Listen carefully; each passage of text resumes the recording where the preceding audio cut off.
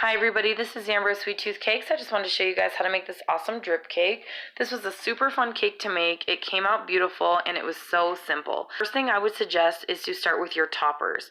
Just so that when you're working with ganache, you want it to set up a little bit before you start decorating so it's not so messy.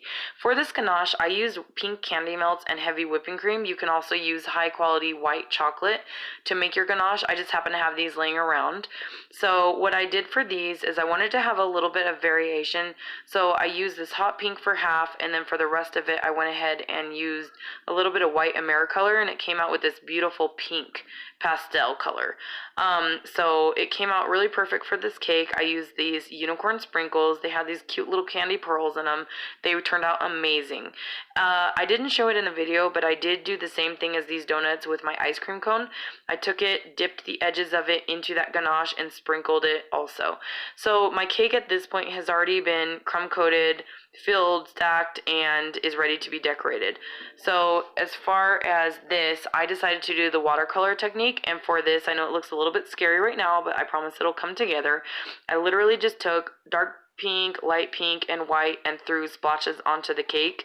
And don't worry, because when you go to smooth this, it will be amazing. You do want to make sure that you're using a thick layer, because when you go to use your bench scraper, you will scrape off a ton of frosting. If you get any holes or air pockets in here, all you do is add a little bit of frosting and just continue to go around until you get the smoothness you like. For me, I like to run my bench scraper under super hot water, and it kind of helps to melt that buttercream to get a really nice smoothness. For the top, I wasn't too particular on how nice it looked, just because it's going to be covered up with all these toppers and the ganache anyway.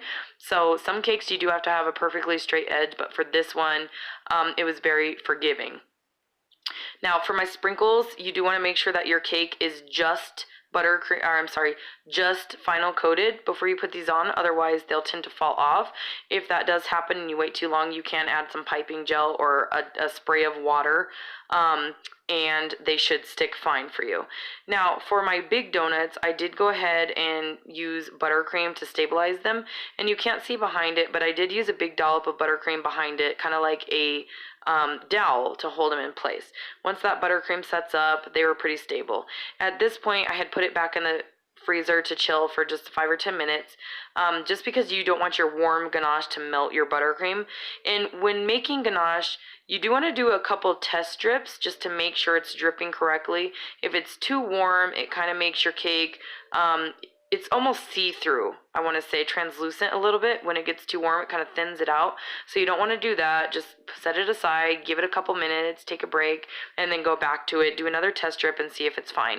If it's too cold, it won't drip, and it'll kind of be a little bit chunky. So if that happens, you can always take your ganache, in the whole bottle is fine, and just put them into the microwave for maybe 5 seconds, and then just keep doing test strips until it comes out the consistency that you want. I did go ahead and do the complete cake front and back with the ganache. I just thought it was really pretty, and I kind of got a little carried away with the drips. At this point, it was time to start adding my little donut holes. The ganache is a great glue. It helped them stick. They were pretty stable after the cake was finished. I just went ahead and added different colors, and then continued until I got the look I like. After I was done with this, I went ahead and added a couple dollops of that buttercream, and of course threw some more sprinkles on top. I really hope that you guys enjoyed this video. I hope that you all get a chance to try this cake. It was so fun to make, so simple, and it came out beautiful. If you guys have any questions, please comment below. Feel free to like and subscribe my channel, and I hope you guys enjoyed the video. Thanks for watching.